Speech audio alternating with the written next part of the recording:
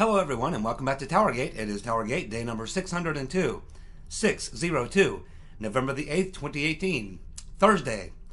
Thank you so much for tuning in. Well, hopefully you all are feeling okay. You should feel okay.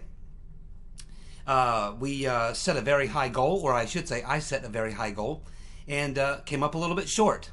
Many of you also set goals for what you thought we would do, and we set our expectations pretty high, and we came up a little short. We were hoping to win the Senate and have a big day there, which we pretty much did, and we were hoping to hold on to the House. Very tough thing to do. We came up a little short, but it was still a very good day overall, and I want to try to put this into some perspective for you,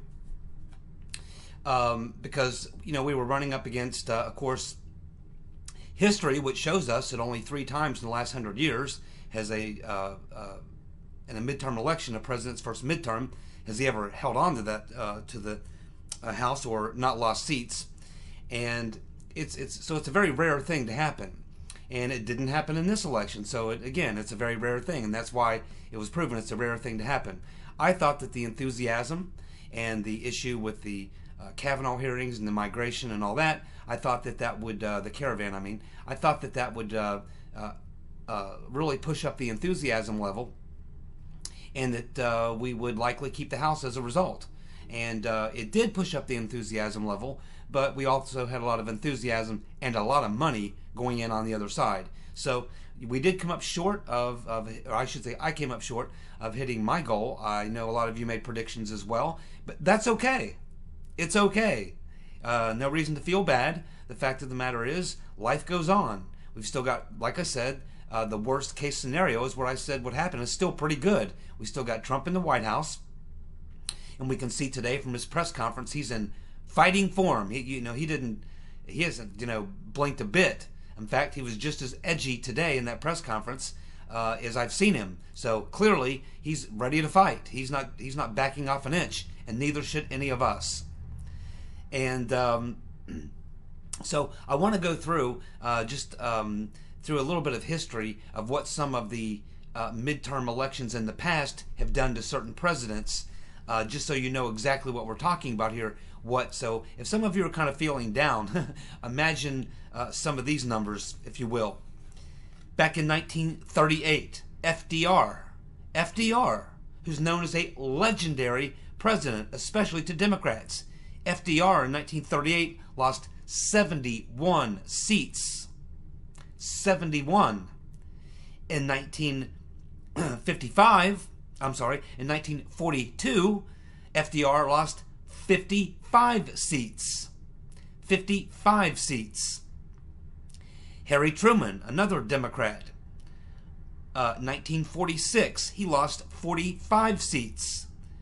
Eisenhower, of course a Republican, General Eisenhower, won World War II. He lost 48 seats in 1958.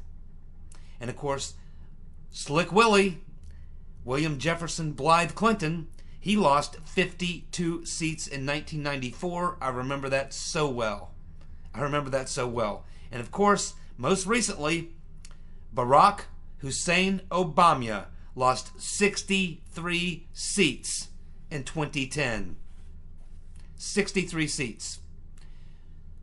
So that's what I call a pretty bad night. We didn't have a bad night. In fact, we still have 2 races, I guess, that they're counting votes in, but I'm pretty sure they're going to go our way. In Nevada and Florida, when it's all said and done, we'll end up with, 53, 54 seats, which is an improvement over what we've had.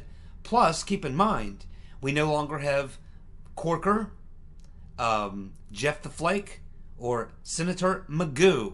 So before we had 51 seats, but that included Corker, Magoo, and Flake. Now we're going to have 53, 54 seats without Corker, Flake, and Magoo. Major improvement in the Senate, and the Senate is very important, more important than the House, because the Senate approves, of course, all the president's judges, which he's appointing judges all over the country in all these various districts throughout the country, as well as he's probably going to have another Supreme Court pick before 2020, because Ginsburg, quite honestly, I don't know that she makes it another 2 years. I mean, every time I see her, she's literally in a coma, practically. Falling asleep. She can't keep her head up. I know she's in pretty good shape for a woman her age, but she's not in very good shape, generally speaking. And I don't know that she gets another 2 years. When you're elderly like she is, you age very quickly toward the end, if you know what I mean. Anyone who's seen an elderly person, how they really, when you age a year, when you're 85, it's like someone 30 aging 5 years. So it's likely, in my opinion, that Ginsburg will be out of there. Will have to be out of there probably in less than 2 years. So I think Trump gets another pick, and this time it won't. There won't be the type of situation we had when Flake and Magoo and all these people were there. So it's a much more conservative, much more solid, much more Trump-friendly Senate. And that in itself is a huge win. Huge win. Now, there's some people out there, commentators, saying, well, actually it's a win for Trump that Republicans lost the House and that now they got... No. Let's not go that far. No, I've been hearing that all day. No, that's not true. No, it's not good that we lost the House. I'm not going that far. I'm not crazy. No, it's not good. Yes, I know Pelosi will now have the spotlight on her and the whole 9 yards, and she'll make all the gaffes and all that sort of stuff. I get that. I mean, I understand that side of the argument. I'm not saying that's not true. But no, it's not good that we lost the House, my friends. It's not good, okay? I'm going to tell you that right now. It's not good. But if I had my choice between losing the House and the Senate, and it appears that that is the choice that the Republican Party had to make. About 2 to 3 weeks ago, as I told you in a video, 2 to 3 weeks ago, there was a story. It was in, I think, American Spectator or Washington Examiner. I can't really remember which one. But it was basically a pretty good story there, a pretty good article. And it was talking in that article how the Republican Party about 2 weeks ago took a look at these races, and they said, I guess they just looked at the amount of money that they were battling, and they said, we can't fight all 435 of these, or probably 200 or so that were really fights that required money and energy and things like that. And they didn't think that they could put the resources into those House seats and still have the resources they needed to hold on to the Senate, which they obviously made the decision at some point that the Senate was more important than the House. That if they were going to lose one of the two, they'd rather lose the House. That's a decision they basically made. And I agree with that decision. That was the right decision. Hold on to the Senate and hope for the best with the House. And that's exactly what they did. It didn't turn out the way we'd have liked, but it could have been much, much worse. Could have been much, much worse. Ask Hussein Obama, who lost 63 seats.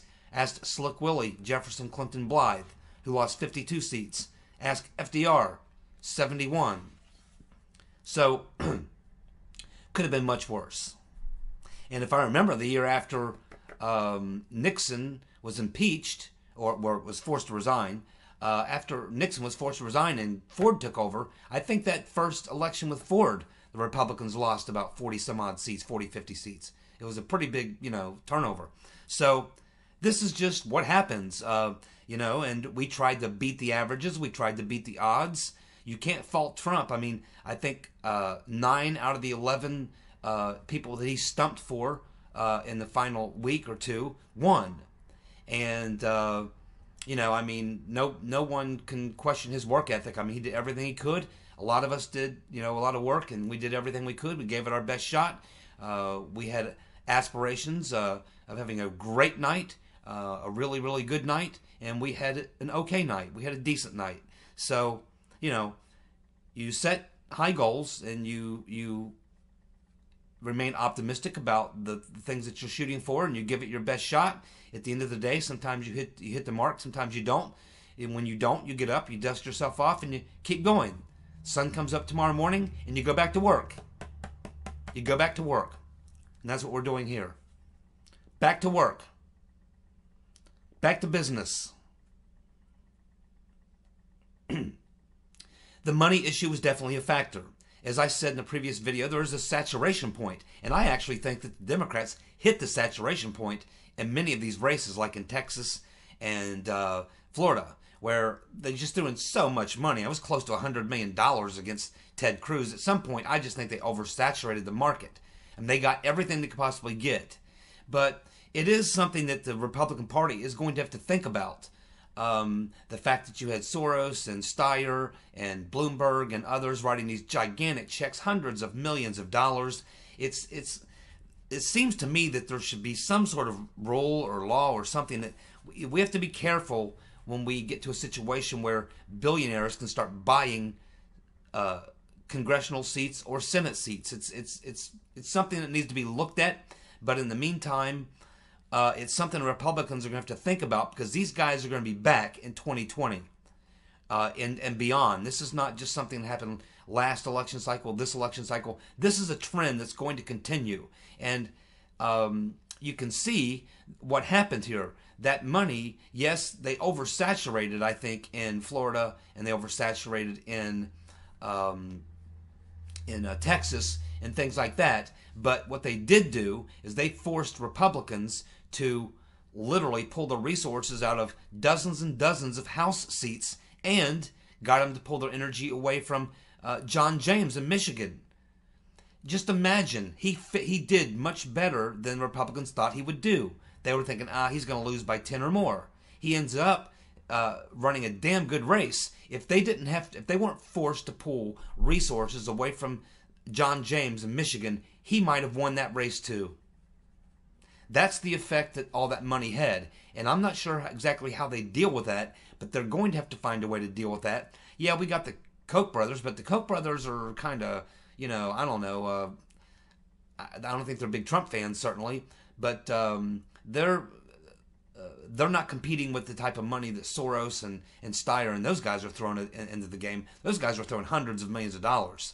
So it's something that's going to have to be thought about by the Republican Party as we go forward into 2020 and beyond. How are you going to deal with that situation? Because literally the money that was thrown in by these Democratic billionaires was enough to force the Republican Party to literally pull out of dozens of races in order to salvage what they could in the races they thought that they could win. And those were close races, and still outspent by 3, 4, 5 to 1. In some cases, there were races, House races, that they were outspent 10 to 1. Literally 10 to 1. From other money. Not coming from small donors and supporters, coming from billionaires. So it's an issue that needs to be addressed, and I'm sure they'll be talking about it and thinking about it, and they should.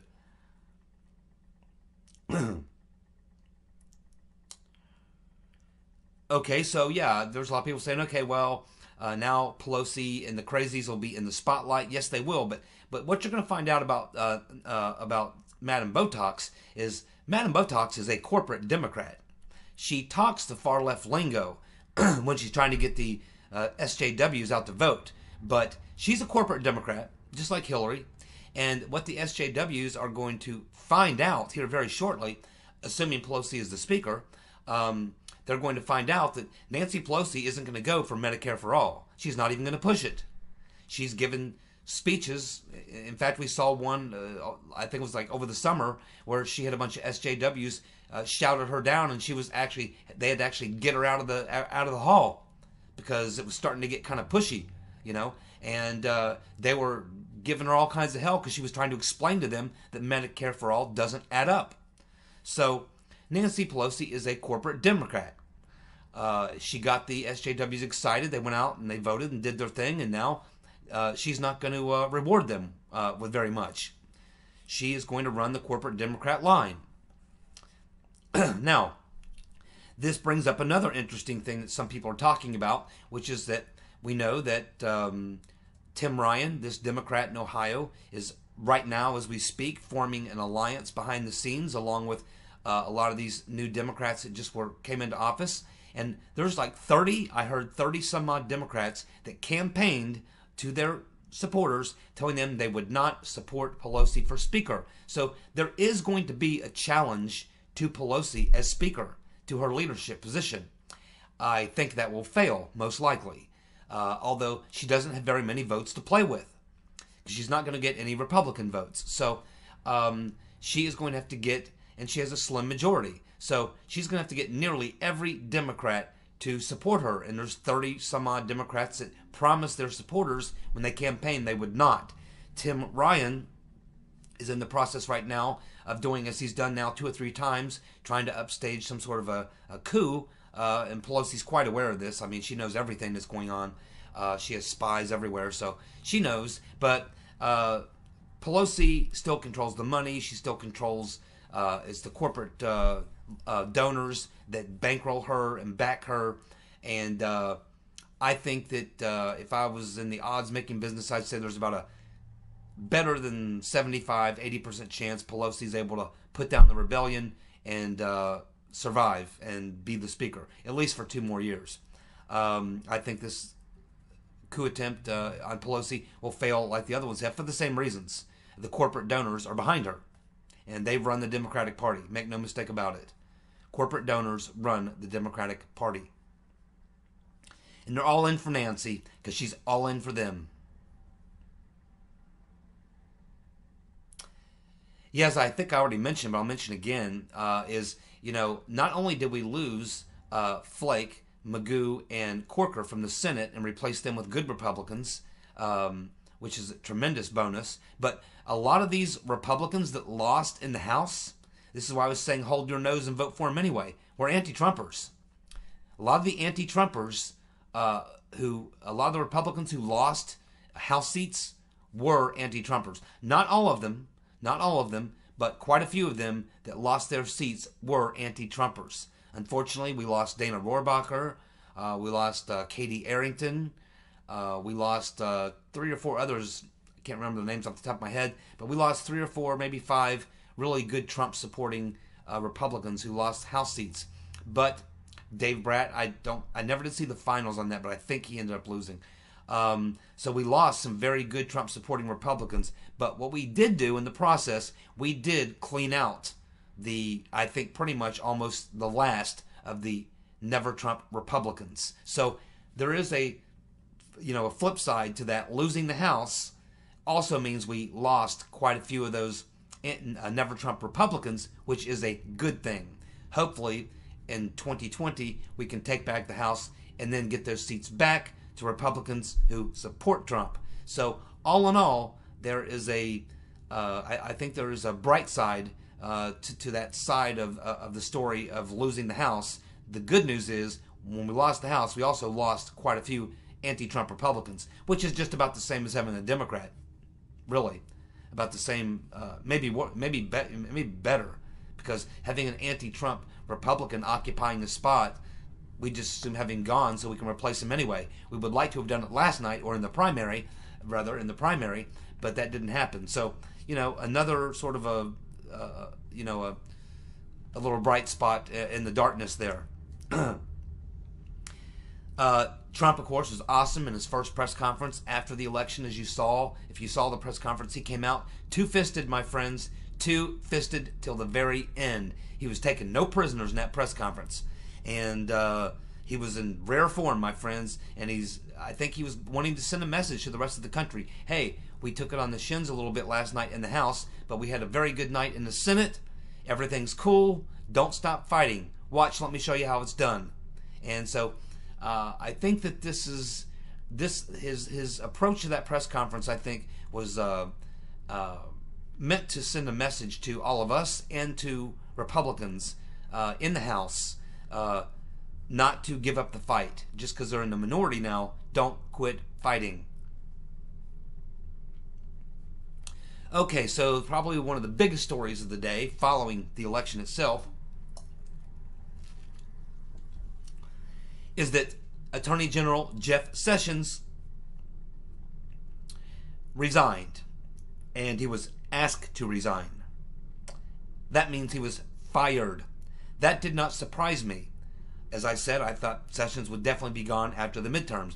What did surprise me was that he didn't even wait 24 hours. Didn't even wait 12 hours. The election wasn't even total. In fact, they're still counting votes in Florida and Nevada, and a couple other places. Trump wasted no time giving Sessions his walking papers. And that did surprise me. I thought he would wait till after the Mueller thing was wrapped up, then fire Sessions. I knew he was going to fire Sessions. I just thought it would take a little more time. He wasted no time. Sessions is gone. Some of you love Sessions. Some of you don't like Sessions. That's all. It's all fine. It's good. We're allowed to like and not like who we like, right? So, you know, again, it was never personal with me and Sessions. I have no personal beef with Sessions. I think he made a big error by recusing himself. I didn't like the fact that he allowed the Mueller witch hunt to go on. I know a lot of people believe that Sessions was secretly working behind the scenes and working on indictments, and he was going to be the silent assassin and all that. Well, it doesn't appear that that's the case. Who knows? But it doesn't appear at this point that that was the case. I never really believed that, but I know a lot of you did, and I'm not going to jump on anybody and you know, try to ridicule people for you know, what they think or what they believe or want to believe or their aspirations or anything else. I'm not in the beat up people business just to be mean. It's not right to do. Certainly, people watch my channel. I would never do that. And you know, I'm with you guys. I mean, I was saying all along that I hope it's true. I saw no evidence that that was true, but I was saying I hope it is true. But I don't know how this affects the predictions of Q and or other people that made this you know, statement about Sessions being, you know, this silent assassin and he had all the indictments. I don't know. I don't know where all that goes, if it goes anywhere. But bottom line, Sessions has been fired, essentially. And the person brought in to replace him actually is very, very good. It's Matthew Whitaker. We've heard his name come up before. We know Matthew Whitaker has publicly stated that he believed that the Right Reverend Clinton should have been indicted, and he says he would have indicted her based on the information he saw. We know that he believes that the Mueller witch hunt is chasing ghosts and shadows. He doesn't think there's anything there. We know that Matthew Whitaker believes that Trump should declassify. Now he has now been put in charge of the Mueller investigation. And who was it? And he's now the Attorney General. So who was it that was putting the kibosh on the declassifications? Rodenstein, who was essentially the acting Attorney General on these matters. Not anymore. Now it's Matt Whitaker. And Matt Whitaker does think the Right Reverend Clinton and the Clinton Foundation, by the way, should be investigated. He thinks the Clinton investigation and Foundation should be investigated. Thinks Clinton should have been indicted for her mishandling classified information, violation of the Espionage Act. He thinks the Mueller witch hunt's chasing shadows, and he believes that Trump should be declassifying all this information. Well, now it'll be his call. And Trump gave the indication today in the press conference that he's going to be doing some declassifications of documents, and now he's got an Attorney General who's acting Attorney General for now. But I'm thinking that if he does a good job here, and I think you know what I mean by that, if he does a good job for Trump, and Trump sees he's got an Attorney General who's on his side, he just might get the gig. And I think he knows that. So where does that leave Rodenstein? Well, Rodenstein was summoned to the White House yesterday, on Wednesday, and it's my understanding that he'll be back on Thursday for another meeting. My guess is that Rodenstein will be resigning probably within the next 5 days, if not sooner. It may be tomorrow. It may be tomorrow. And he'll get the same type of resignation. Resign or I'll fire you. One of the two. You can take your pick. Same thing he gave Jeff Sessions. So yes, Rodenstein and Sessions. Sessions is gone. Rodenstein, I think, will be gone within the next 5 days. That's just my thoughts on it. I don't know that. I'm thinking that. And he'll be back at the White House tomorrow, or when you're watching this video, Thursday, for another meeting with Trump. And I think that's the meeting where he's going to get the pink slip. And the Democrats are going to raise hell and cry foul. Let them. Trump's in the fighting mood, you can tell. Trump's looking forward to this, by the way. And we're going to have a lot of entertainment, believe me, with Pelosi, Speaker. And what is she going to do now that she's got that power? I think she's going to F it up. What do you think? I think the Democrats, now they got the House, what do you think they'll do with their power? What do you think they'll do with their power? Now the bright lights are shining on them. How do you think they're going to act? They're going to act like a bunch of fools. They will act like a bunch of fools. Pelosi can't help herself. Neither can Mad Max. Nor can bug-eyed fool Adam Schiff. Oh, Patty Willing's comment about what happens the first time Adam Schiff and Ocasio-Cortez's eyes meet. That is a classic line, Patty. Fantastic visual. Yeah, just imagine Schiff, bug-eyed fool Schiff, and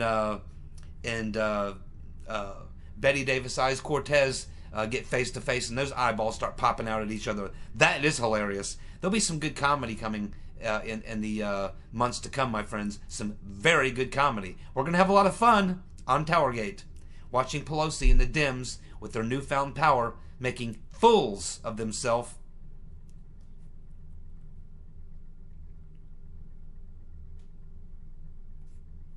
I think I already mentioned Arizona and Florida. They are still being somewhat contested. Well, in Arizona, I think it's very close. I think McSally has the edge, but they'll probably do a recount. It's within 2,000, 3,000 votes. The case of Florida, I'm not really sure why Bill Nelson has not conceded yet. That race was over 5,000 votes. But for some reason, Bill Nelson has not conceded yet. But I'm sure Rick Scott has got that race won. So we should end up with what, 53, 54 seats? Something like that. And we're rid of Corker, Flake, and Magoo. And a lot of Never Trump Republicans that were just weighing down the ship. It's good that they're gone.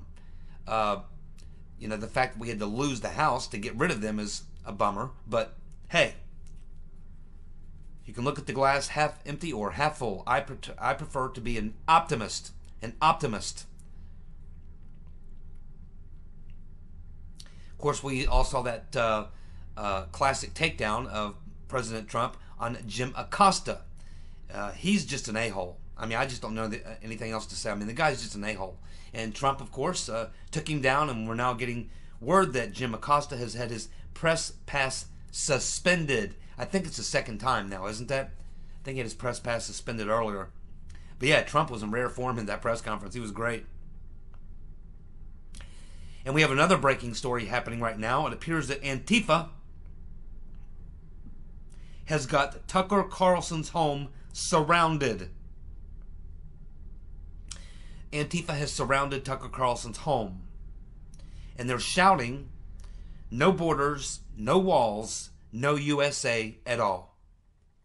No borders, no wall, no USA at all. These are the people that the left-wing media defend on a daily basis. Mr. Cuomo. That's disgusting. I'm surprised that that the news story is just saying that they got the place surrounded and they're shouting it, and that nobody's actually answered the door. And I assume they won't, not unless Tucker's got a AR-15 in each hand and ready to return fire when he opens the door. But it seems to me that the cops would have shown up on the scene and would have removed these people by now. But I guess we'll find out more. I think the story is just now breaking, actually. Jim Jordan on, I believe, Hannity today. The clip I heard, I think, was Hannity. Jim Jordan, he's obviously not happy about the fact that we lost the House, but he's saying that he is definitely in the running for, and is going to be running for, minority leader. So I will be calling my congressman tomorrow morning and letting him know that I want him to support Jim Jordan for minority leader. The election's over, and my congressman, of course, won by a landslide because Democrats really don't even... They actually did run a Democrat against him, but they have no chance of winning. My district's like 87% registered Republican, so there's really no hope for a Democrat here at all, ever.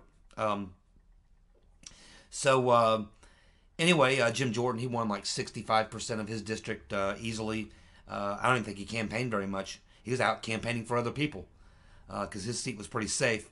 So, yeah, we live in a real red, like 80% plus district here. His district's better than 60% registered Republican. So, pretty red area around where we live here. And Jim Jordan's just north of me.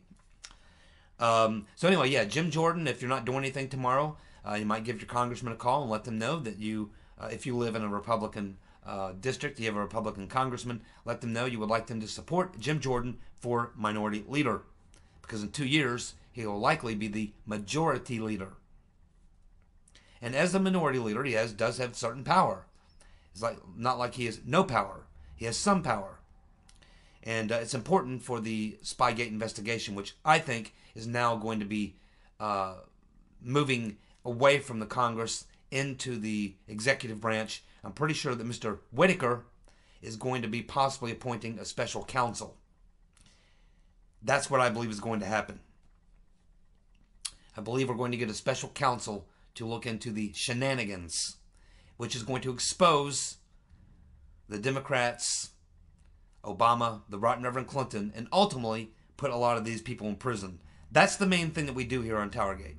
The election took us away from that for a few weeks, but it's back to business. And keep in mind, on the 14th of this month, the civil suit restarts again in the Gubrev versus BuzzFeed lawsuit, and there's a bunch of depositions that either will be or have been taking place of a lot of DNC officials, including some FBI officials and others, likely Comey and McCabe and Strzok, likely the Right Reverend Clinton, Wasserman Schultz, Perez. Probably a lot of these people have been going through depositions over the past month and a half, 2 months, since the judge kind of recessed that period for these depositions to happen after he ordered that these people have to stand for deposition. So the next court hearing, I think, after we assume all these depositions have happened, the next court hearing with the Gubrev versus BuzzFeed convenes on I think it's the 14th of November. So that will be a major factor. And remember, Gubrev's attorneys said that they'll be sharing as much information as they can with the Congress. Happy to do so. We're going to have Papadopoulos, probably Carter Page, testifying at open hearings in front of the Congress. So we'll be back on track here in just a moment.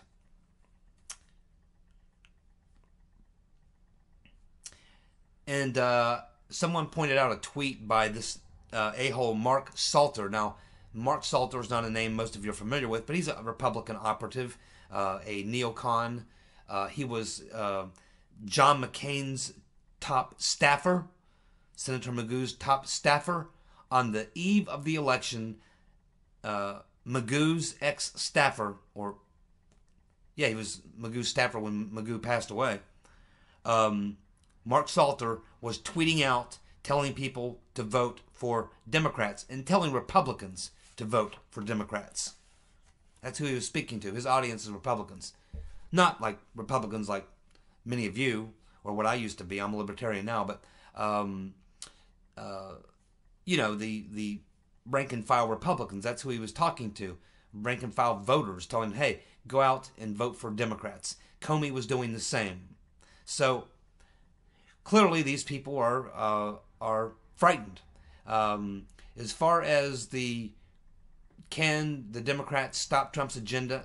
Yeah, I mean, they certainly can have an impact and stop Trump's agenda. They can certainly stop his tax cuts. They can stop a lot of things, but they do so at their own peril. And Madam Botox is not that stupid. She understands that. If she does nothing but obstruct for 2 solid years on certain issues that she knows are popular, she knows that they'll pay a price, and Pelosi's not that stupid. She's nuts, she's out of her mind, but she's not politically stupid. She's politically very clever. So we'll have to see what she does, whether she can keep control of the real crazies on the left wing of her party. We'll have to see how she can keep them in line or not. But no bad legislation is going to, that Pelosi and the Democrats try to bring forth, is going anywhere. As soon as it gets to the Senate, which is now much more conservative than it was before the election, it's not getting out of the Senate. And even if it did, Trump won't sign it. So I think Pelosi knows they can do one of two things: send Trump a bunch of bills that they know he'll veto or will not make it through the Senate, or they can try to work with him on things that they can do to move the country forward. And the thing they should first jump on is probably an infrastructure bill. I think that's someplace they can find mutual agreement. We'll see how the Democrats play it. The ball's in their court. I think they're going to bobble the ball. What do you think? Thank you for tuning in. We'll be back tomorrow with more TowerGate. You guys have a good night. Keep your chins up. All right, see you. Bye.